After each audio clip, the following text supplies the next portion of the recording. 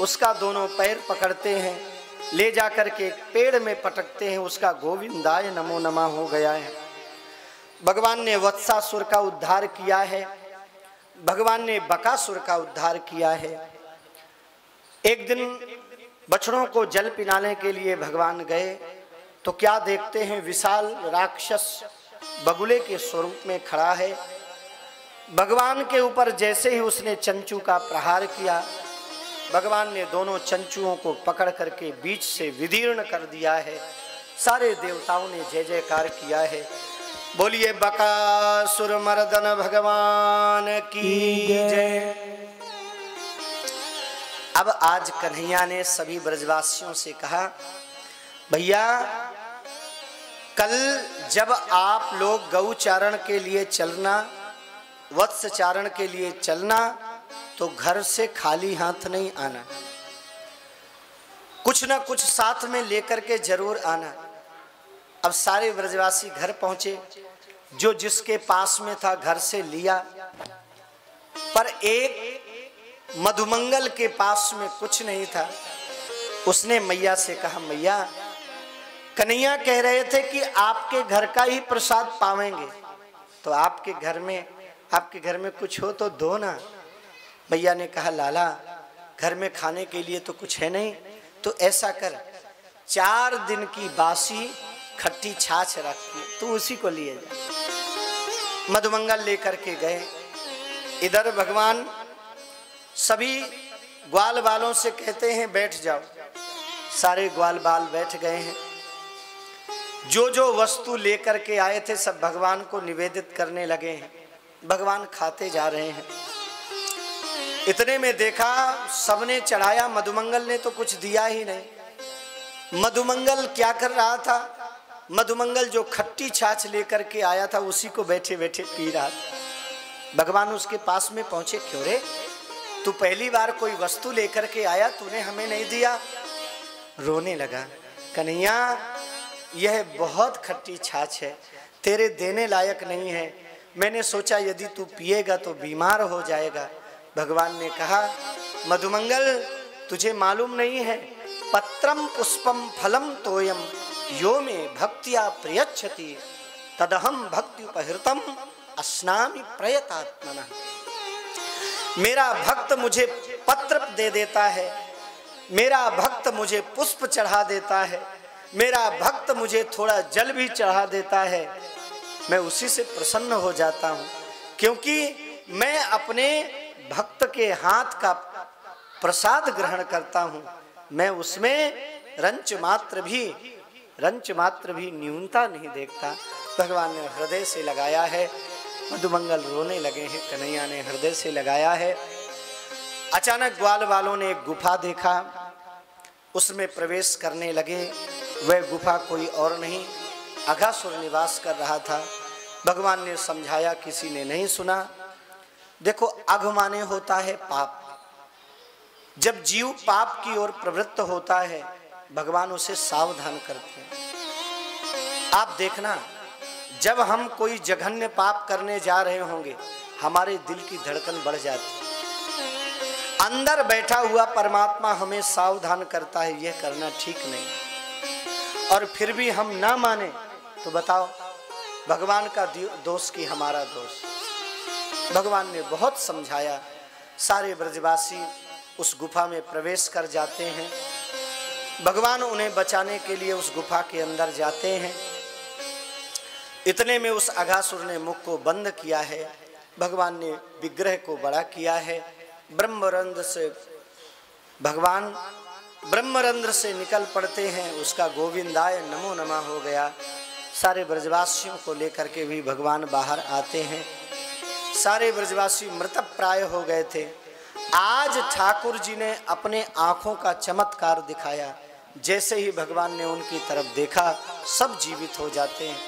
और मालूम है, ऐसे जगे जैसे बहुत दिन से सोए हुए थे। ब्रजवासियों ने कहा, लाला तूने हमारा सब खा लिया और हमें कहाँ सुला दिया था? कन्हैया ने कहा, अभी कुछ नहीं खाया, सब रखा हुआ है, चलो फिर से खाते। भगवान फिर से बैठ करके भोजन पाने लगे हैं। ऊपर से ब्रह्मा जी जा रहे थे। ब्रह्मा जी ने देखा एक ग्वाले ने अपने मुख का खाया हुआ आधा लड्डू ले जाकर के भगवान के मुख में रख दिया। ब्रह्मा जी ने सोचा ये भगवान है कि नहीं, जूठा खा भी रहे हैं और जूठा खिला भी रहे हैं। ब्रह्मा जी ने परीक्षा लेना चाहा, बछड़ों को ब्रह्मलोक भेजा है। जब भगवान बछड़ों को खोजने गए, ग्वाल वालों को भी भेज दिया है। अब भगवान को सब मालूम पड़ गया। 1 वर्ष तक भगवान ग्वाल वालों के रूप में रहे हैं, 1 वर्ष तक भगवान बछड़ों के रूप में रहे हैं। यहाँ पर लिखा हुआ है यावत वत्सप वत्स काल्पक वपुर यावत करांघ्रादिकम यावद यष्टि विषाण वेणु दलशिक यावद विभूषांबरम। भगवान ने देखा जैसा गोल बालों का, जैसा गोपालों का स्वभाव था, जैसी उनकी वेणु थी, जैसी उनकी लकुटी थी, जैसा उनका पीतांबर था, सबके रूप में भगवान 1 वर्ष तक रहे। और आपको चमत्कार बताएं, इस लीला को किसी ने नहीं जाना, सिर्फ जाना तो अंत में दाऊ दादा ने जाना। एक दिन दाऊ दादा ने देखा जैसे ही भगवान गौचारण के लिए बछड़ों को भी लेकर के पहुंचे, सारी गायें मुंजाटवी में विचरण कर रही थी।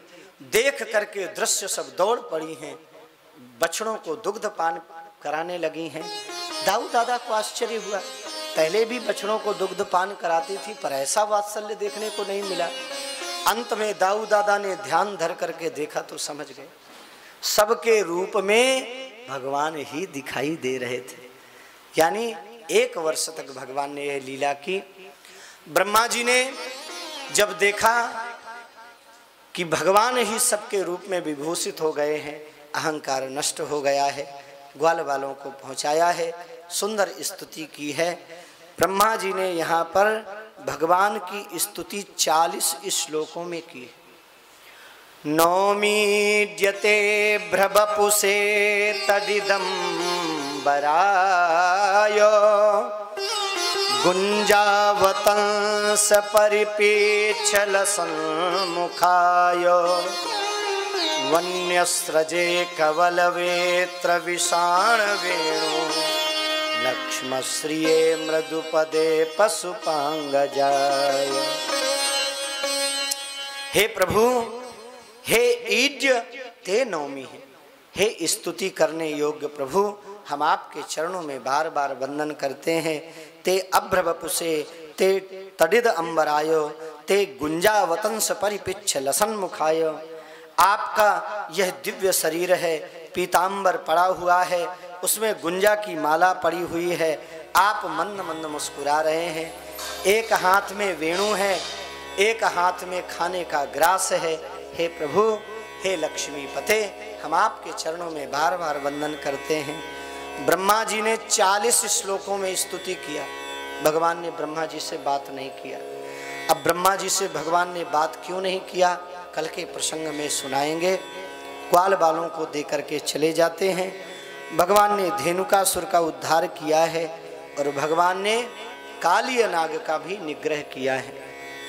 कालिया नाग आकर के यमुना हृदय में रहने लगा था, सारा जल दूषित हो गया था।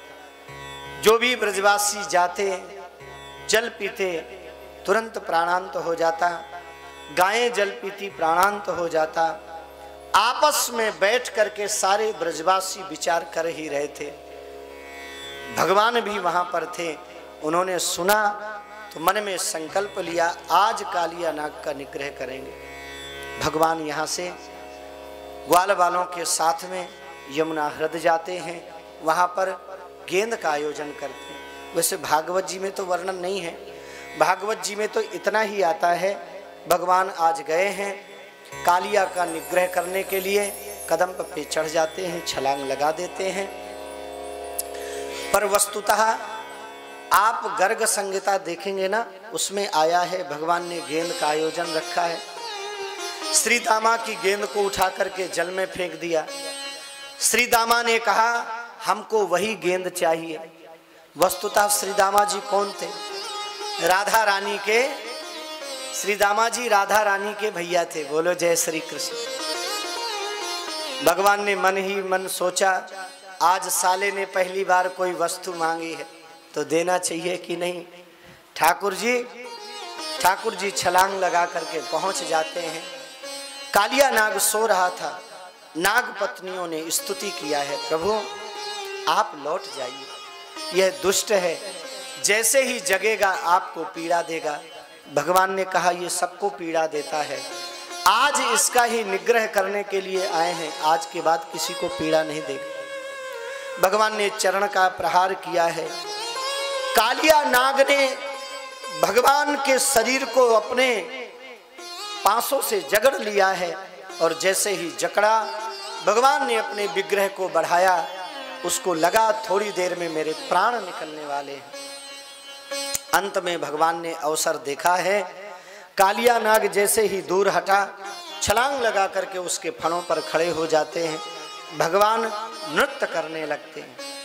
ऐसा नृत्य किया भगवान ने, रक्त निकलने लगा और कालिया नाग पूरा विरक्त हो गया। बोलो जय श्री कृष्ण। अंत में कालिया नाग ने कहा, प्रभु हमें आपसे प्रश्न पूछना है। पूछो, क्या पूछना चाहते हो, बताने की कृपा करें प्रभु। दुनिया को किसने बनाया? भगवान ने कहा हमने।